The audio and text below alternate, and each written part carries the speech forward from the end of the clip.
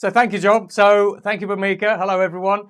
So that's a prime example of technology letting us do things. That's it. But stupid humans in control. Does it mean that we don't really actually achieve anything? So as Bhumika said, my name is Matthew Griffin. I'm the CEO and founder of the 311 Institute and the World Futures Forum. So my purview is typically the next 5, 10, 20, 30, 40, and 50 years. Now, if you're a multinational, most multinationals typically care about the next 5 to 20 years. If you're a sovereign government, you typically care about 20 to 50 years because that's where we start talking about the future of energy, infrastructure, the welfare state, education, jobs, skills, transportation, all those kinds of things. So Phil mentioned earlier about Nokia.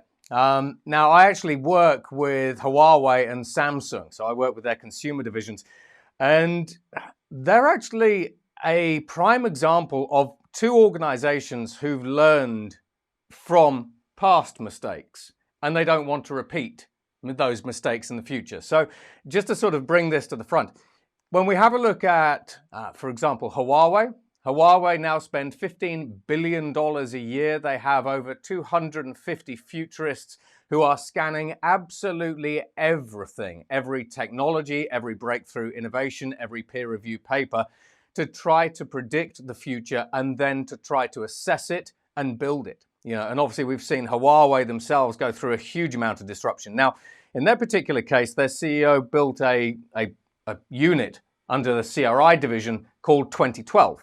Now, the reason why he built a unit called 2012 is because one day he was watching the disaster movie 2012, and as he saw the waves crashing over New York, these big tidal waves that were sweeping away the city, so disrupting the city, he thought, I never want that to happen to Huawei. And so he developed the 2012 unit. Now, when we have a look at Samsung kind of have a similar approach. Both organizations look up to 50 years out. And Samsung actually has a 3,000 person strong chaos lab in South Korea where they put everything on the table, the crazy ideas, basically the sane ideas. They filter through everything and they try to figure out what is the next thing that could emerge that could disrupt them. And there are plenty of those, obviously, both at a commercial level as well as a technology level. So there are lots of organizations increasingly, particularly post-pandemic, that are now seen disruption firsthand. They have a renewed sense of urgency and immediacy about disruption and being disrupted. And as a consequence, they are reinvigorating and supercharging their innovation programs because they want to diversify. As Ray Dalio recently said, diversify, diversify, diversify. And they want to break out of their individual boxes, both from a cultural perspective, but also from a product and market perspective as well. So that's kind of a little backstory, but I just thought it might be interesting in the context of what Phil shared and the video that we saw. Now, the presentation that I'm going to provide to you basically is this. So living your most comfortable life. So hopefully it's something that you actually equate to. I'm going to push your thinking. I'm going to show you some things basically that you already know. But the general idea of this presentation is really to open your minds, show you what's possible, and so that you can get a point of view. So I'm not telling you these are right. I'm not telling you these are wrong. But when I provide you with a point of view, you can debate those, discuss those, you can quantify them, you can figure out if they are interesting, if they're not interesting, if you do something with them now or do something with them later, or never do anything with them at all.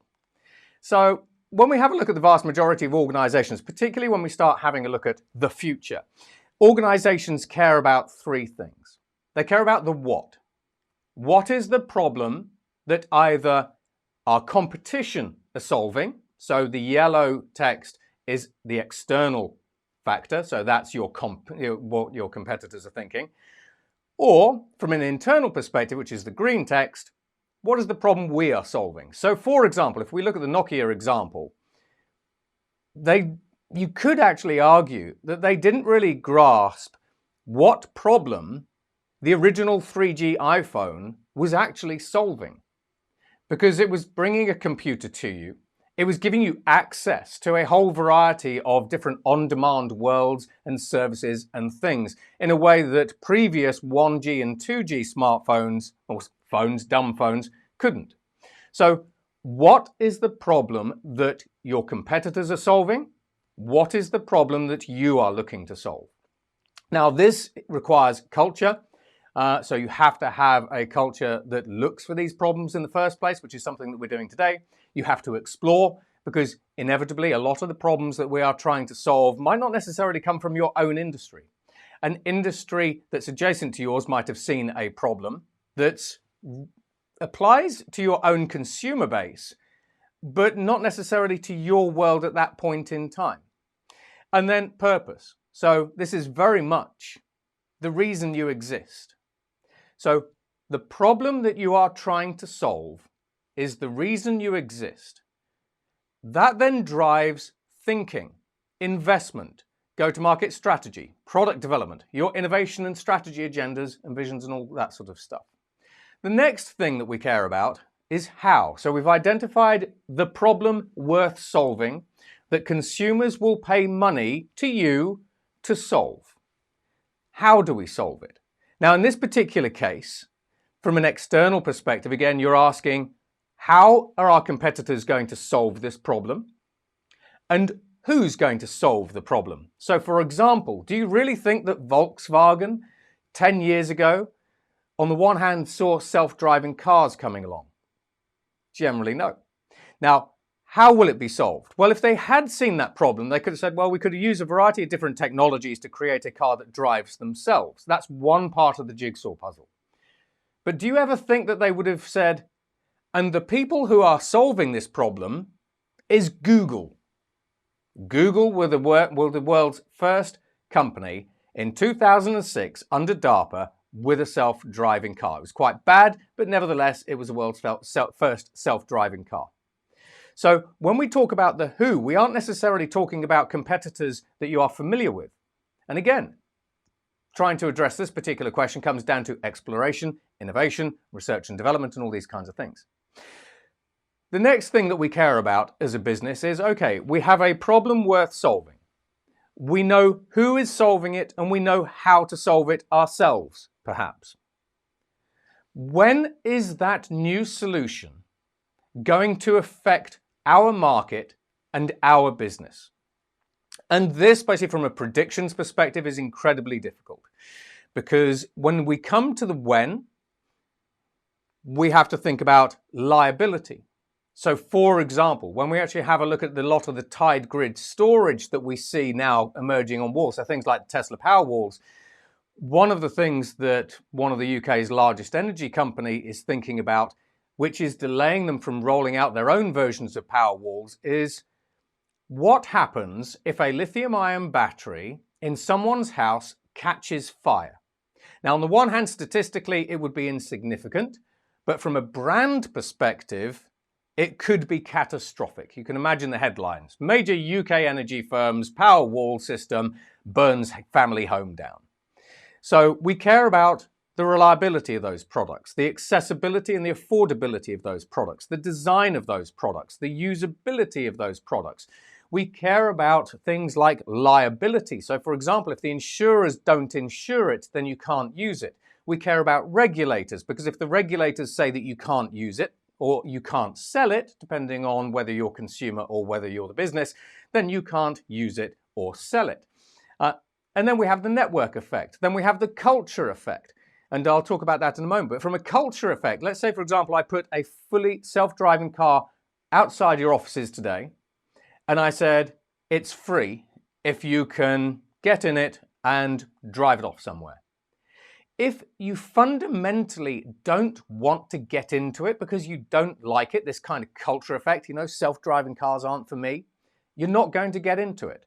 So when we talk about the when, there are a huge number of factors basically that factor in here. So ecosystem development, investment trajectories, etc., etc., etc. Market momentum, also government policy. All of a sudden, basically, we are supercharged when it comes to building a green, sustainable and renewable energy kind of future, because governments are banning combustion engines and all this sort of stuff. So when it comes to the when, there are a lot of moving parts. And we kind of take all of these different dots, combine them together, and then we try to pin the tail on the donkey and say, the thing that you care about will affect your market at this particular point in time. At which point you can then start developing a vision, a strategy, or a roadmap.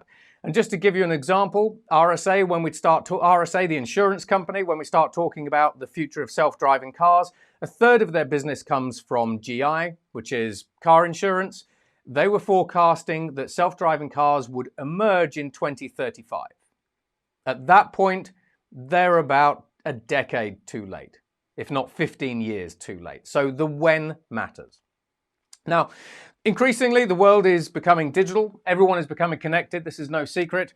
We have 3.5 billion people on the planet who are connected today. They can consume digital products and services as soon as they're launched, which then means that we can disrupt global industries like the global financial services industry within one day. An example of this is Facebook. Facebook released Libra, which is a cryptocurrency, in June 2019.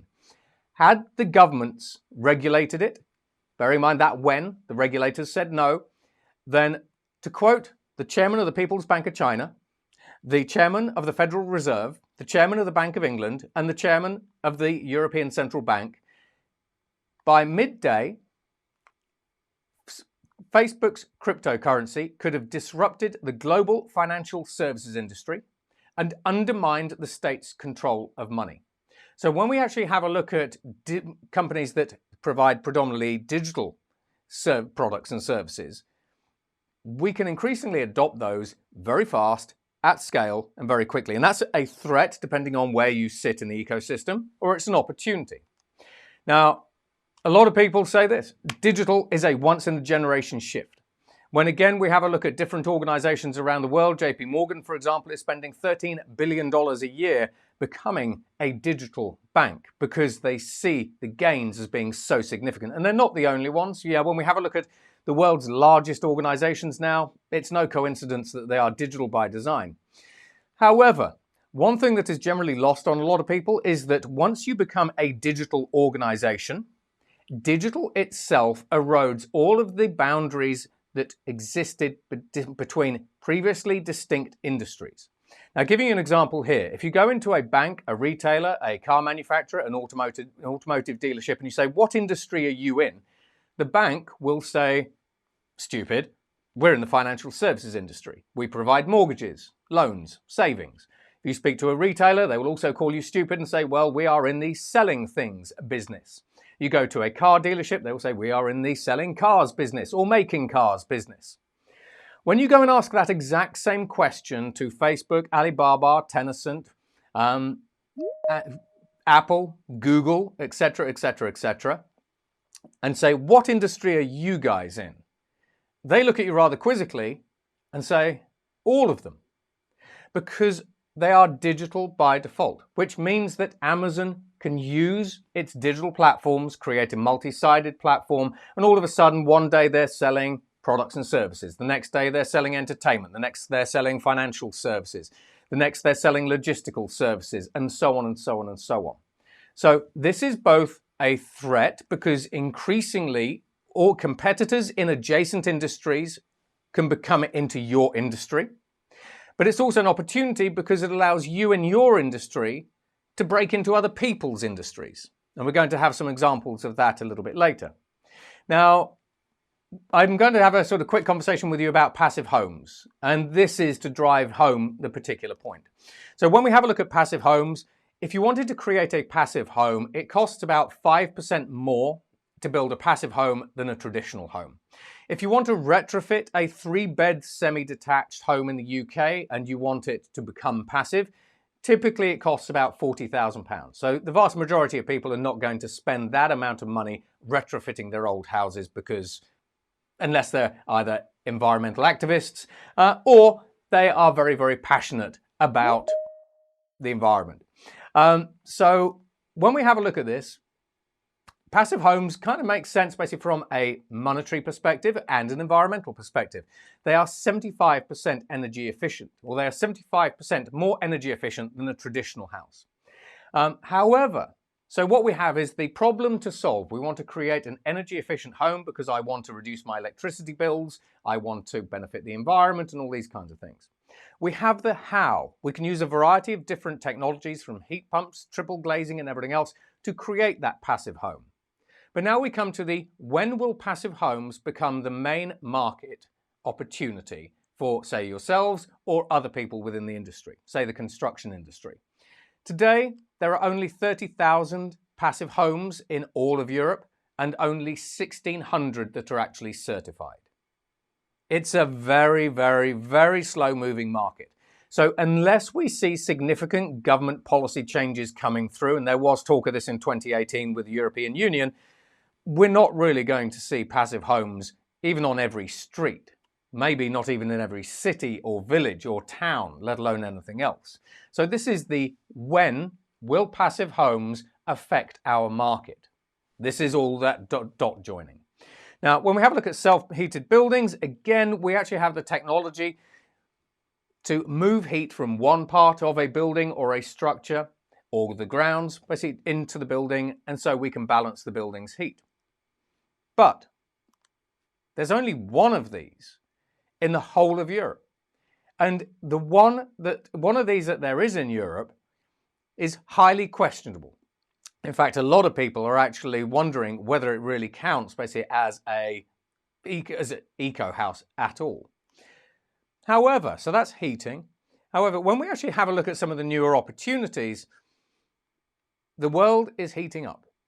We have technologies today that will allow you to cool buildings autonomously and automatically. So cool any building, whether it's a small building or an office building, to about 74 degrees Fahrenheit using zero energy. Now, the way that we've done this is courtesy of the University of Stanford. We have created new materials that simply use long-wave infrared radiation to beam the heat from the building directly into the coldness of space. And when we actually have a look at this particular market, the Earth has a heat problem. So one of the biggest killers at the moment is the concept of heat islands that we actually see, for example, we see in a lot of the cities. So we have a huge amount of urban concrete, urban jungle, and increasingly more and more people are dying from heat exposure today than ever before. And every government increasingly thinks that that's a threat going forward. So much so that the city of Miami recently appointed one of the world's first chief heat officers. And that chief heat officer is responsible for trying to plan Miami's urban center so that it's cool. So this is where we use palm trees. This is where we use new cooling systems. New building regulations as well are starting to come through as well. So climate change is actually a very good opportunity to promote cooling systems, albeit, ironically, for absolutely the wrong reason. But this is where we are today. Now, in addition to this, sort of when we start having a look at things like the future of energy, is it electric everything? So we are seeing a huge explosion in the number of different energy technologies that are coming through. And I'm not going to bore you with them all, but there are literally hundreds of all kinds of different things. So, for example, we've already created smartphones that have no batteries. We are moving from fossil fuels to increasingly biofuels, hydrogen, and renewables, where renewables are increasingly wind, hydro, geo, solar, and all these kinds of other things. As we start moving further out, basically we see 3D printed batteries. So a 3D printed lithium-ion battery has 400% more energy density than a traditional lithium-ion battery. It also charges 500 times faster. We have ammonia in the shipping industry. We have boostable lithium, which is increasingly important for electric aircraft. We have polymers coming through, courtesy of the likes of the University of Bristol, that allow us to charge any kind of battery, any kind of structure within minutes, not hours. In addition to that, we have structural batteries where we can actually transform either the product itself into a battery or a material into a battery, like carbon fiber. And we're actually starting to see some of the world's first carbon fiber-based battery cars now being developed with companies like Lamborghini. Then we have wireless energy transmission coming through, because when we have a look at energy, we have the wireless Internet of Everything. And when we have a look at wireless energy transition or transmission, why dig cables underground when we can actually just beam energy to your house? And we have technological solutions from companies like EMCOR over in New Zealand that can now beam electricity and energy tens of miles at the megawatt range. Now, in addition to that, when we actually have a look at the cost of generating electricity from some of these sources, particularly renewables, the unsubsidized cost of generating electricity from renewable energy sources like solar and wind is now almost zero. Now, that's significant because what we have is we have predictable prices that are continuing to fall and fall and fall. We have an economy that is increasingly weaning itself off fossil fuels. Because we see all of these different energy technologies and because we see the cost profiles dropping and we see market adoption increasing, we therefore have the electrification of every industry. Now, when we have a look at homes, for example, throughout Europe, in the UK government has banned new builds from being on the gas grid by 2025. So when we have a look at gas boilers, any house that is now built from 2025 will not have a gas boiler. Furthermore, by 2035, the UK government wants to ban the sale of all gas boilers and actually phase everything out. And they're probably going to accelerate this as well.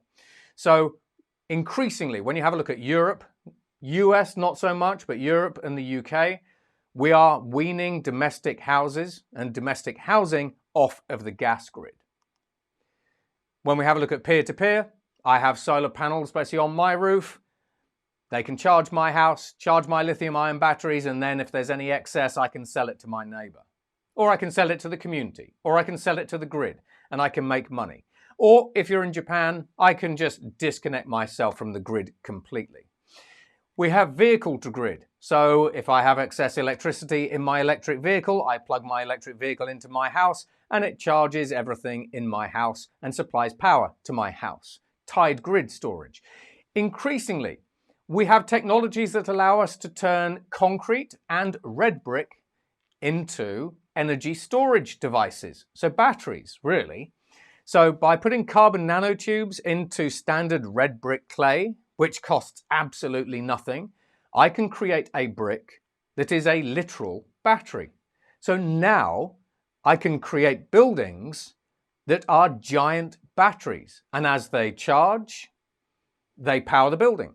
But as it gets to night, any excess electricity flows back to the grid, which is why then energy brokerage systems basically become important. So when we have a look at organizations like RWE, and I sat down with their executives a little while ago, one of the things that RWE are most afraid of is a fully autonomous energy brokerage system. Because at this point, artificial intelligence, machine learning, and generally the machines are in a position to automatically buy electricity from any source they like and then sell it to anywhere they like. Virtual power plants.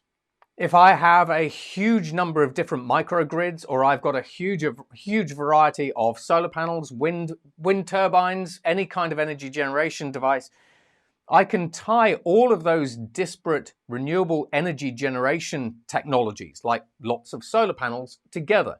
I can use the blockchain and I can create a virtual power plant. Now, Tesla is moving into the virtual power plant business with California. California has just recently signed a memorandum of understanding for its first virtual power plant, which means that they no longer need coal power plants. So rather than buying 3 new coal power plants, California went straight to VPPs. We're seeing these emerge across Europe as well.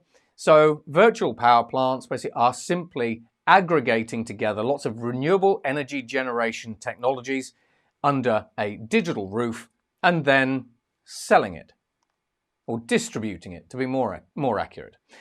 So that's the first sort of 20 minutes. I hope you enjoyed that. So now we're going to go to a bit of a break for some questions and answers. I think, John, you're going to be leading.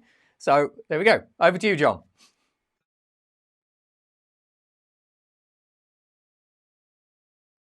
Absolutely. So thank you for the questions. So we enjoyed the answers. So this is sort of where, as you go down the rabbit hole, you realize basically that all the challenges that we have today as a society, there are actually solutions. But then the solutions sometimes come with challenges and problems themselves that we then have to try to resolve. So Now, when we actually have a look at construction, so I know that one of the things basically that you're interested in basically is the future of construction. On the one hand, basically we have the rise of modular buildings. Now, when we have a look at market dynamics, increasingly the modular building market across Europe and the US is actually growing at about 5% compound. And by 2025, it's estimated that it's going to be about an $82 billion industry. So when we actually have a look at the future of modular buildings, there will be more modular buildings. China is especially motivated to develop new modular buildings. In fact, they built a skyscraper. Let's say they built a skyscraper. They assembled a 80-story skyscraper recently in 2 days because it was modular. So modular buildings definitely have a place in the future construction market. However, there are new technologies that are coming through, which I really just wanted to put onto your radar, because the next technology that I'm going to show you in France, so I'll use a European example. So in France, we used the technology that I'm about to show you to build a 4-bed house 90% faster than using traditional construction methodologies and 90% cheaper. So what's the technology, you might ask? It's NASA.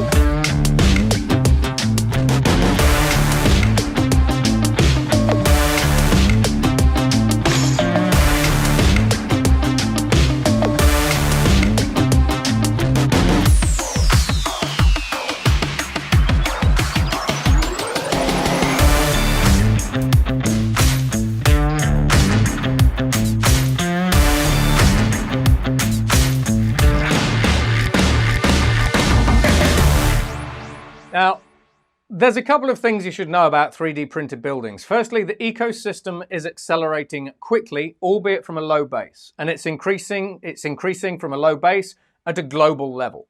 So you can now live in 3D printed buildings across the vast majority of Europe, basically from France to the Ukraine, basically from Sweden down to Spain, from the west coast of the USA to the east coast of the USA. In addition to that, basically in the US, we're seeing companies like Big and Icon 3D printing entire communities. And when you 3D print a building, you print it faster. You print it cheaper than a traditional building.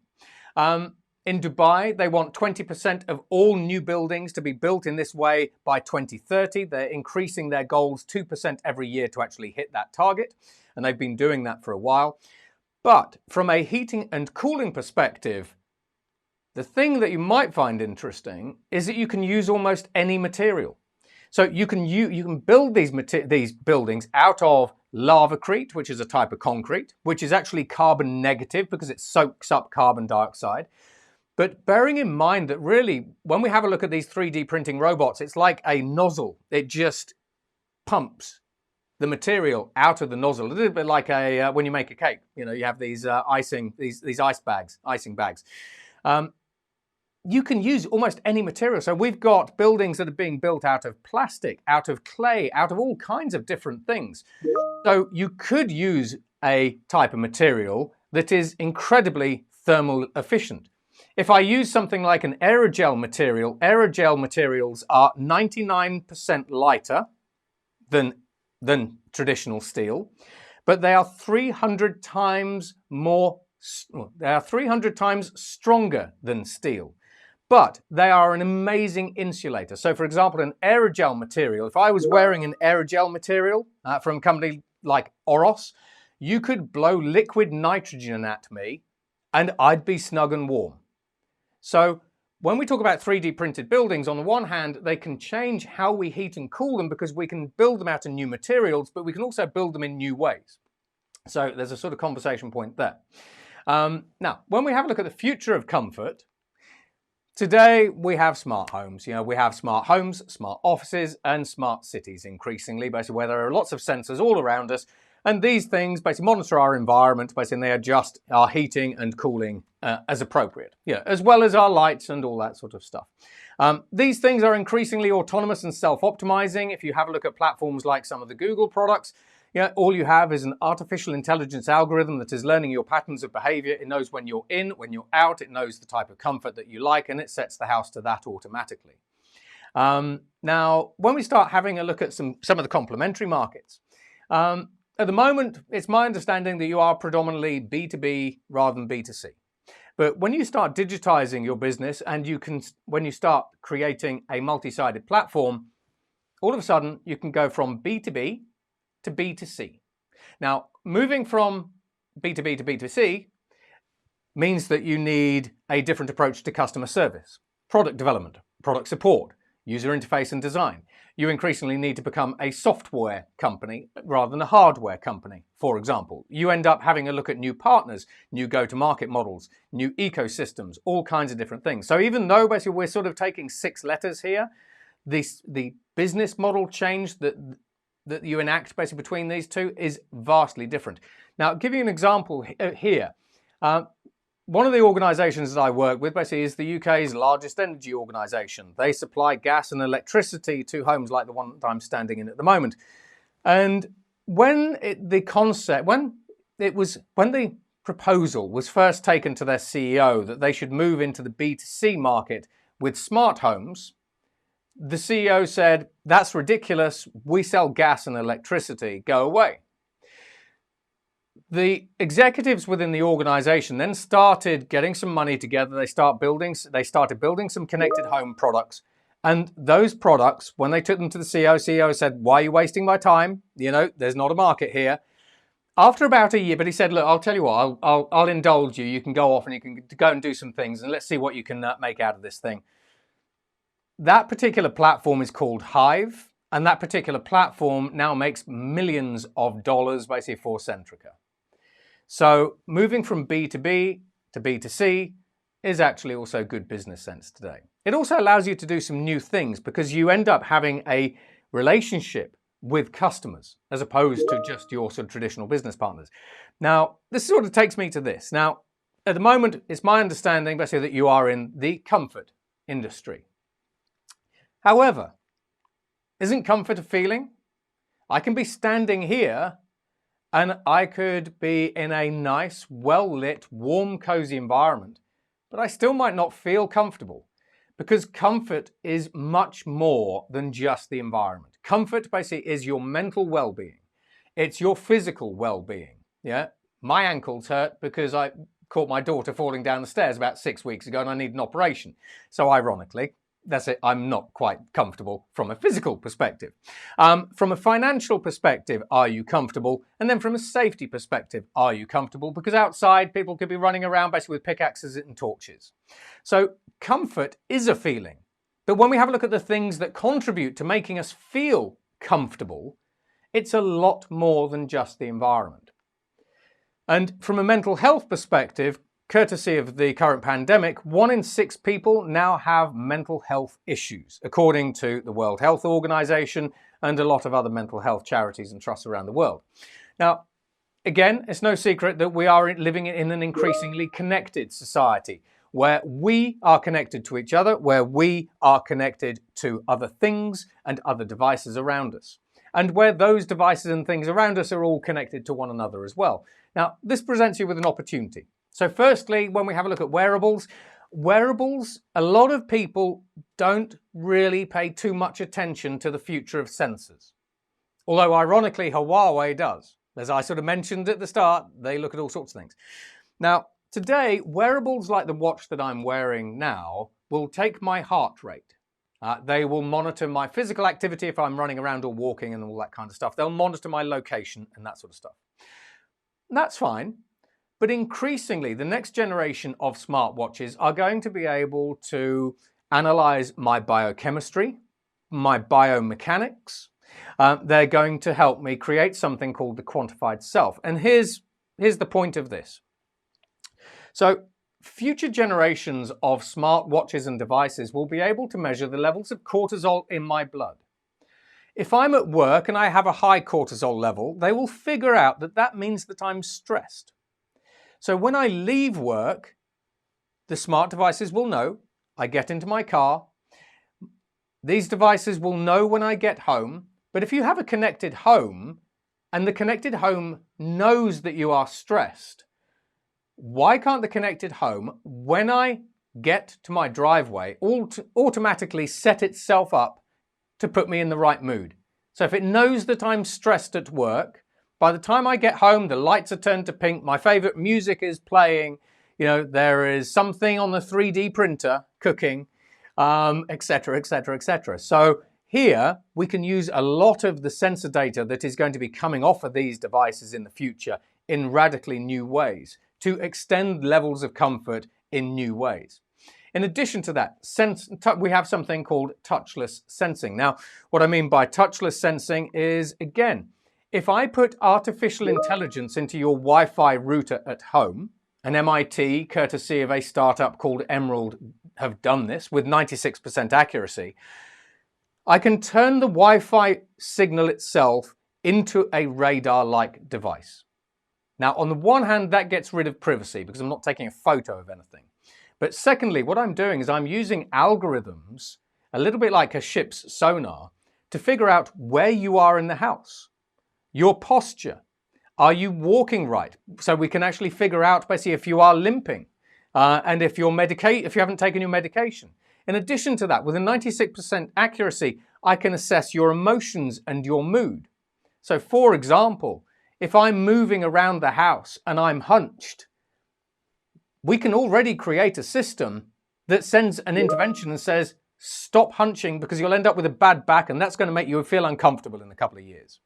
So when we talk about touchless sensing, there are a lot of new sensor technologies emerging that allow us to analyze people and their environment in new ways that let us do new things. And then we have conversations about privacy, but that's another conversation. We can use all these different technologies to create personalized climates that follow us around. So again, if I have an IMI app that understands me from a quantified self perspective, on the one hand, it can create a tailored, personalized environment at home. But as I go to the office and I scan in with my badge, if it's linked to the building control systems, my personalized climate can go with me. And they can set the mood. So these things can be automated, autonomous, and intelligent. So as I move from one place to the another, so another example, I'll give you another example of what we can do with this in a moment. I can have my own personal, comfortable climate or environment, whatever it happens to be, follow me around.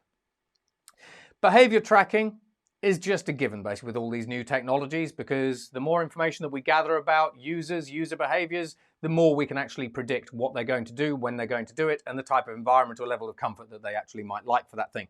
So for example, if I go to my home gym, I probably don't want it to be 23 degrees C or 80 degrees Fahrenheit. I probably want it to be a little bit cooler. I probably want the humidity changed as well.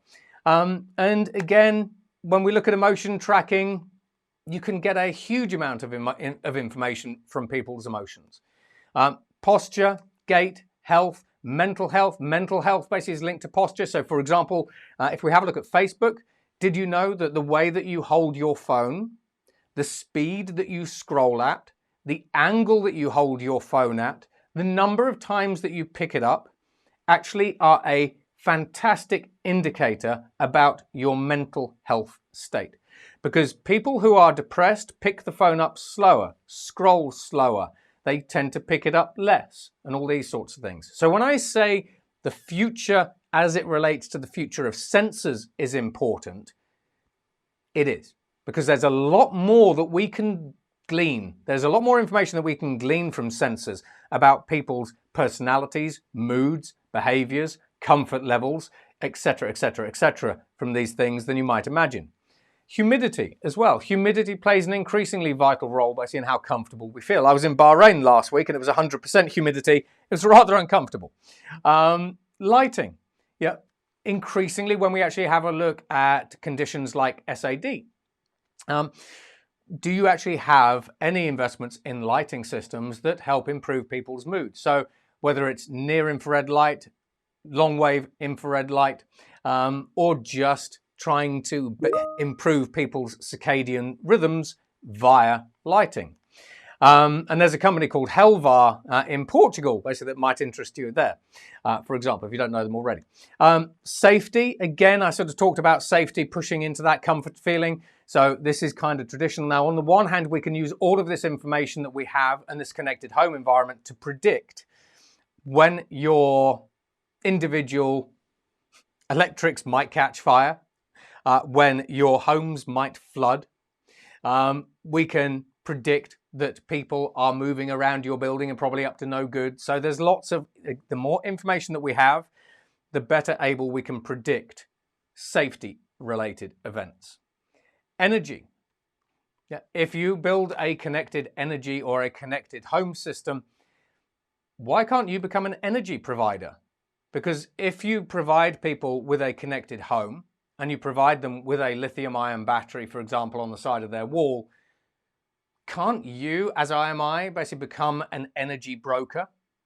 So you have an IMI energy brokerage platform that says, not only will we make your home comfortable, but from a financial perspective, we'll actually pay you for your electricity and improve your financial well-being, which improves mental mood as well. But once you have a digital platform, you can move into the energy industry, the energy brokerage industry. You could even create essentially the equivalent of MVNOs, which is we see in the telco industry, where you provide people with energy. So you can move into new markets. Hence me saying digital breaks down all the different barriers between previously distinct industries. Food. I'm going to throw this one in here just for a weirdness, just for the sake of weirdness. Food plays a huge role in how comfortable we feel. Now, if I'm gathering all of this biochemical data from smartwatches, bearing in mind that we already have technologies through that can read your DNA with a smartwatch, I can do some weird things. So on the one hand, I can use technologies, I can use any technology, but I'm going to use this just as a little example. I can understand what your biochemical makeup is. I can create a tailored diet for you.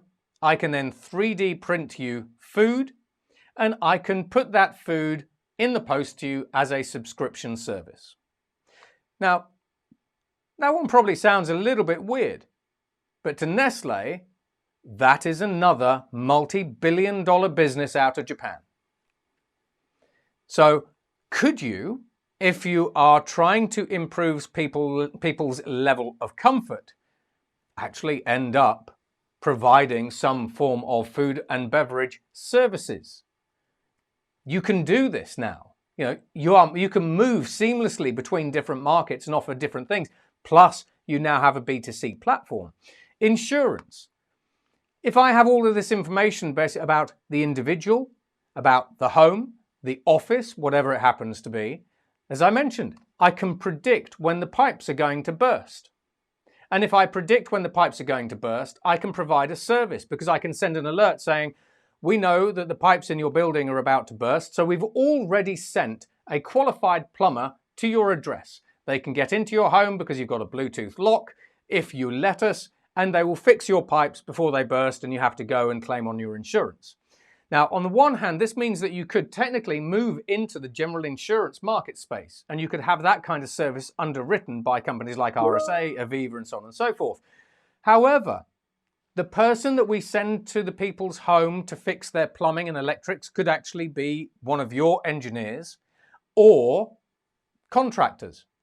In this particular case, again, when individuals went to the CEO of this £45 billion energy company and said, I think that we could use these different technologies to provide electrical services, plumbing services, gas and boiler services, and everything else. The CEO said, don't be ridiculous. They went off and did it. And this UK energy company, again, has a new multi-billion-dollar market. And the CEO is now starting to get used to the fact that maybe he should let his executives and innovation teams get on with doing some crazy sounding things. Personal fitness. If we know about your physical health and your mental health, can we provide a personal fitness subscription or even personal fitness services? That's just delivered via an app. So your app becomes the center of the universe, basically for lots and lots of different multi-sided services. Transport. Now, I mentioned that you can take your personalized climate from home. You could take it to the office, but you could also take it into your vehicle. Bearing in mind that when we have a look at the future of transportation, when I take the steering wheel, the dashboard and the pedals out of a car, what I have is this. I have a fully autonomous pod. So what I have, and Audi, Toyota, Mercedes are already seeing the death of the car, because now what we have, to quote Audi, we now have a lounge on wheels. So if I now have a pod, if my car is now just a blank space, that could be my living room. It can be my office. For example, this is the Citroën Skate, and I'm showing this for a little bit of fun, but actually they're serious. So we see the rise of modular vehicles. I could actually have an IMI. So if you see the blackish pod on the right, that is actually a fully autonomous gym. So what I do is I phone up, I dial up like an Uber, the Citroën Skate, I choose gym. This turns up outside my house, I get in, and it literally has a rowing machine.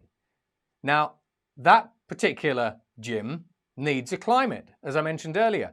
All the other things, if you actually have a look at the left, and this is not the only one of these, but if you have a look at the left, the red thing, that is a fully autonomous, self-driving hotel room from Sofitel. There's another company in the US called Aprilia, because if I have a vehicle that is just an empty space, I can now do anything that I like with that space.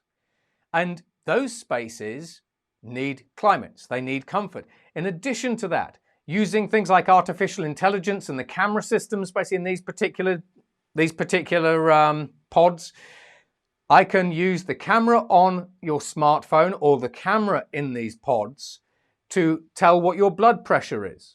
I can tell what your heart rate is from the way that your skin flushes. I can tell if you have skin cancer. I can look at your face and I can tell you whether you have the onset of pancreatic cancer because your eyes go a little bit yellow. I can use microphones both in your smartphones and at home and basically in these pods to tell you whether or not you're getting the onset of PTSD, dementia, depression, and all sorts of things. Because when we get dementia, we talk a little bit differently. When we get PTSD, we talk in a monotone way. You could even get into one of these pods and just talk to it, and the pod will tell you whether or not you have COVID, courtesy of Caltech. So again, when we talk about tapping into physical health and trying to understand how physically fit people are, but also how mentally well they are, we have technologies that are increasingly affordable to create, increasingly affordable to deploy, and that are increasingly powerful. Because those technologies that I mentioned there actually decentralize a huge number of primary and secondary healthcare services. Because technology is very good at democratizing access to different things and different services. Think about communications, for example. You want to phone someone in Australia, it's on your smartphone and it's free. They're good at demonetizing, but increasingly they're also good at democratizing access to these different services as well.